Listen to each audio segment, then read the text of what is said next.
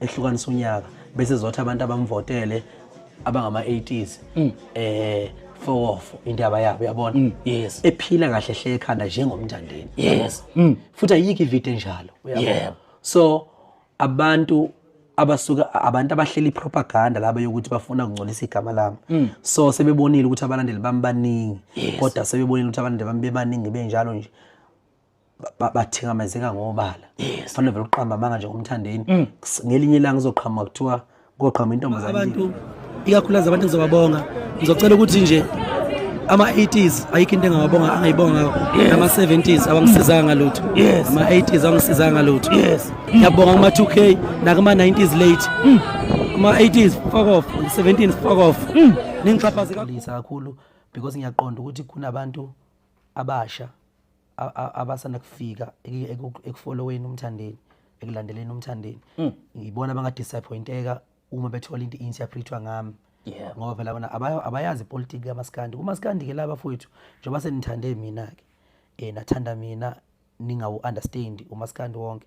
laba fowethu uma uphumelela uyadonswa ngejazi uyabona mayoshaya igoli udonswa ngejezi uyabona so yona impilo ephilwayo lena so mangidonswa ngejezi ngicela ukuxolisa kunina kodwa futhi mangizothi ngiyaxolisa shothi ngiyohlala ngixolisa ngoba ziningi into esazokhandwa ukujivaza noma ukungcolisa igama lami kuningi kakhulu bafethu sekwenzekile engakaze ngiphawule ngakho Xolisiso uyabona kwaqhamuka obhuti lapha nobhuti uBobo beshawa umphakathi kwaqhamuka bathathu bazonamathiselwa kimi kwaqhamuka bafowethu abathile ugazi lami lona beyinduna abalande bamkubo walimala ngengozi yesibhamu naye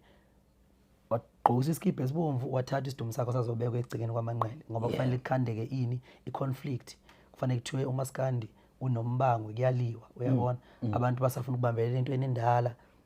eyayingekho kudala eyayisebenza kudala engasasebenzi manje lento kuthiwa kuneyimbangi nani so bayabona ukuthi mina lento ngiyiqhelelanisa nayo and angisayinakile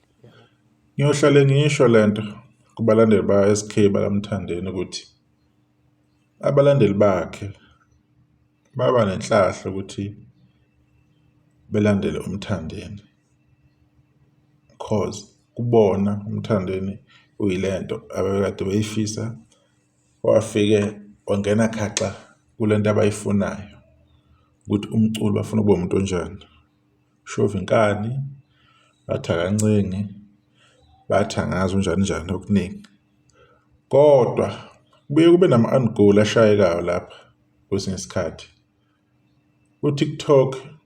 njengoba ekhuluma nangawo ekhuluma nangamapolitiki nezinto eziningi ezenzakala kuMaskandi ezinye zezinto ubenefithile kuzo isikhathi eside kuma-propaganda kade ekhanda mhlawumbe kuthiwa abaculi kuthiwa uKhuzane ebhalide ethazi ku-Facebook abalandeli behambe bokuthi uKhuzane umchwenza wayonke into bekusambenefithisa all along. Into engiyithandayo empilweni into ikusebenzela until isikhathi esithize lapho into engasafana nasekuqaleni. The same TikTok la aseyosho ukuthi abantu bakhanda izinto izinkulumo zakhe ayeyikhuluma ekhuluma ngabo ama-80s 70s ukuthi awamsizanga kodwa uthola ukuthi manje if ethola opportunity ukuthi engalungisa lo nkulumo leyo engayilungisa akusizi lokhu ukudla iguma kwesinye isikhathi yiba indoda uma wakhuluma into wrong ukuvuma ukuthi ngaphazama kudlulwe lapho kungalokho kiwale kodwa ngoba abalandeli-ke bayalenhlobo abayiyona ayikho into ezokwenziwa babhiliva noma yini esuke ikhuluma mhlawumbe lo muntu osuke bemthanda angeke ubenze lutho abantu bayamthanda angeke uzobayikise kulokho bayifela iqhawe labo because bayikhethela bona noma kunjalo kodwa akumelanga kwesinye isikhathi uzokhuluma nenkulumo eyiphutha ngoba wazi ukuthi abalandeli bakho bayakuthanda bazodefenda noma yini oyishoyo because kumele bekudefende ungabukeki umuntu omubi phakathi kwabantu kodwa-ke ezinye izinto uma seyidlulile suke seyidlulile ama-mistake ayenzeka bona wonke umuntu uyawenza lowo ma-mistake nethi nje umuntu kumele afunde ukuthi umculo wakhe umuntu uyamkhulisa kuba nabantu abaningi abamthandayo kuba nabantu abaningi abasondelayo emculweni wakhe umuntu. So ungakhuluma into unganakile, ungayitsheli futhi ukuthi leyo nto leyo izofike yenze umonakalo ongakanani ne-impact kwabanye abantu. Kodwa leyo nto leyo yayisilungisekile yadlula, kodwa yabonakala ukuthi kunendawana esele engalungisekanga kahle. Kodwa lapho-ke kwakade kusele ngakuye-ke uqhawe, kusele ngakulo uqhawe, kwakumele nje lona liphume lithi hhayi likhulume kabi, bayali-understand ukuthi lo muntu onjani, kodwa lingaqondi ngaleyo ndlela leyo iphele into. Akuna-propaganda la